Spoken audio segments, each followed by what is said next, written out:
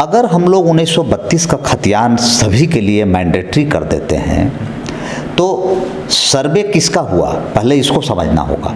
चाहे जिसमें भी जब भी सर्वे हुआ तो सर्वे हमेशा होता है रेवेन्यू विलेज का, जंगल का सर्वे नहीं होता है। लेकिन जंगलों में जो हजारों साल से रह रहे हैं वैसे लोगों का नाम किसी भी खतियान में नहीं आया।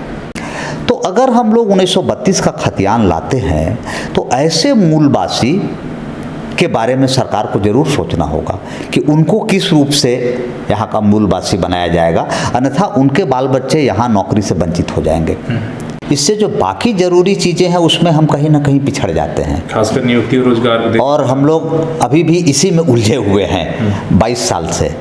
तो हमको लगता है कि निश्चित रूप से अब सरकार कदम अभी आगे बढ़ाई है तो सारी चीज़ों को क्लैरिफाई करते हुए एक कोई ठोस निर्णय एक बार हो ही जानी चाहिए। बल्कि सरकार ये नियम लगा दे कि 1932 वाले ही चुनाव लड़ेंगे तो बहुत बड़ी समस्या झारखंड की दूर हो जाएगी। जो खतियानधारी हैं वही चुनाव लड़ पाएंगे।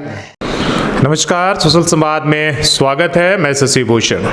झारखंड सरकार कैबिनेट ने 1932 खतियान आधारित स्थानीय नीति बनाने का फैसला किया है और अब कैबिनेट विधानसभा में इसे पास किया जाए। आप देख रहे हैं लगातार हम लोगों से इस पर बात जो है विचार कर रहे हैं, संवाद हो रही है। और इसी कड़ी में आज हमारे सर जो है पूर्व डीआईजी राजीव रंजन सिंह हैं और इसके साथ दूसरा परिचय है कि वो सामाजिक कार्यकर्ता के रूप में लगातार जो है एक्टिव है और काम कर रहे हैं। इन्होंने कुछ चिंता जाहिर की है इस विषय में, जो इन्होंने चिंता जाहिर की है उन तमाम लोगों के लिए कि कहीं अगर 1932 लागू होगा तो इन लोगों का क्या होगा, कहीं वो अपने अधिकार से वंचित तो नहीं रह जाएंगे। हम इन्हीं सवालों पर समझेंगे आखिर कैसे जो है कौन लोग हैं जो वंचित रह जाएं, जिन्हें मुख्य जो है इससे नुकसान होगा, उसे समझने की ज़रूरत है। हम उस पर बात करेंगे। तो सबसे पहले सर, बातचीत करने के लिए आपका स्वागत है। Thank you sir. पहला सवाल, 1932 जो सरकार ने भी प्रपोज किया है,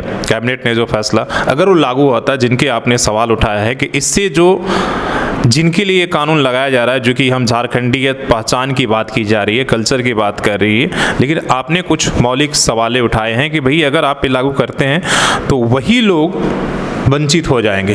कैसे हो जाएंगे, थोड़ी सी समझाने की आप कोशिश करिए, जो हर कोई नहीं समझ पा रहा है या उसे नहीं देख पा रहा है। जल्दीबाजी में कहीं हम गलती तो नहीं करने जा रहे? देखिए, झारखंड राज्य जब से बना 2000 से, तब से यहाँ के राजनीतिक पार्टियों का ये डिमांड रहा कि 1932 के खतियान आधारित यहाँ स्थानीय नीति बनाई जाए।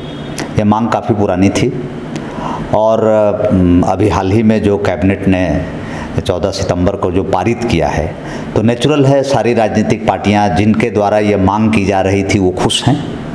अगर आप हमसे पूछेंगे तो झारखंड के सदान होने के नाते 1932 के पलामू के हम खतियानधारी हैं तो हम भी खुश हैं, सारे लोग खुश हैं।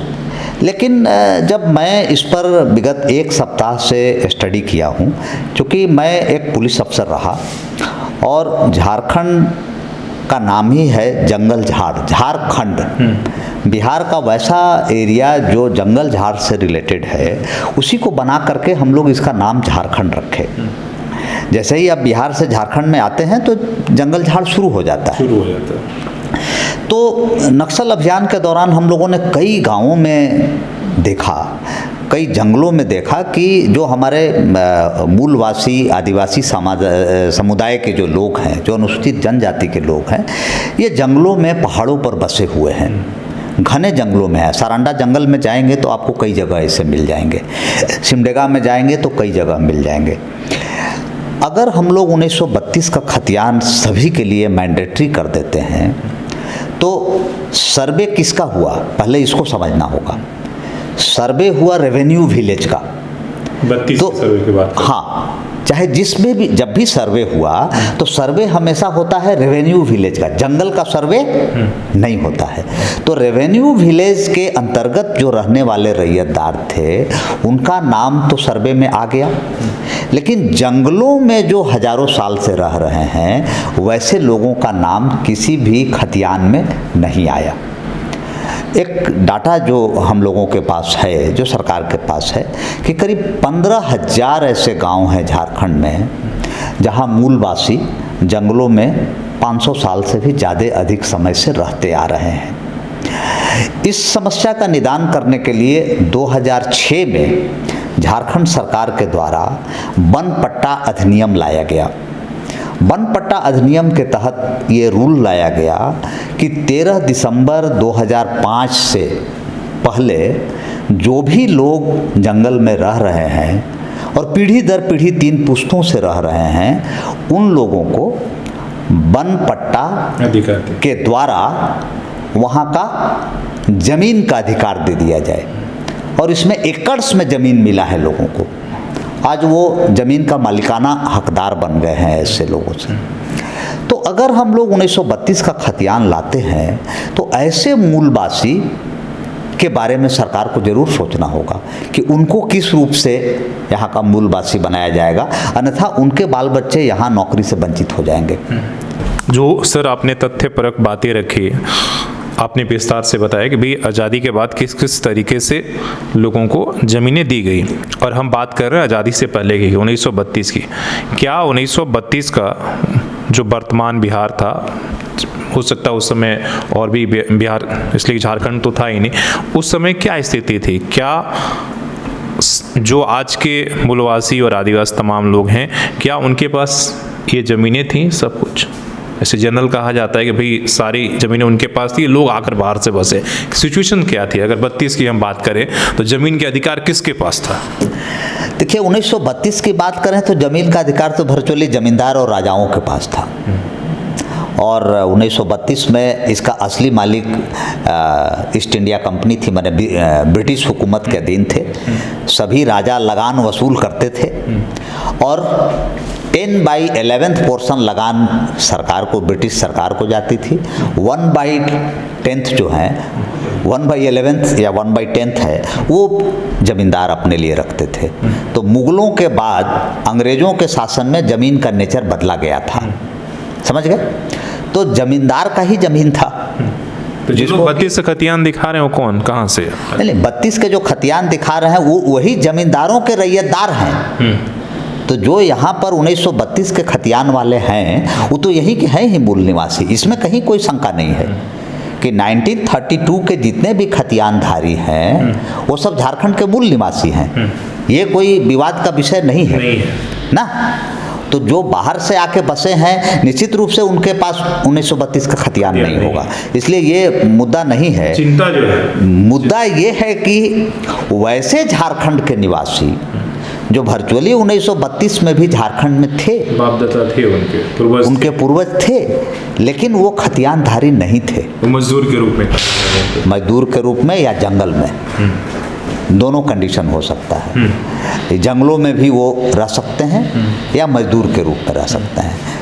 तो जो अनुसूचित जनजाति के लोग थे वो बहुत सारे जंगल में थे। उनका सामाजिक परिवेश, बिरहोर प्रजाति के, पहाड़िया, बहुत सारे लोग हैं जो कि जंगलों में थे।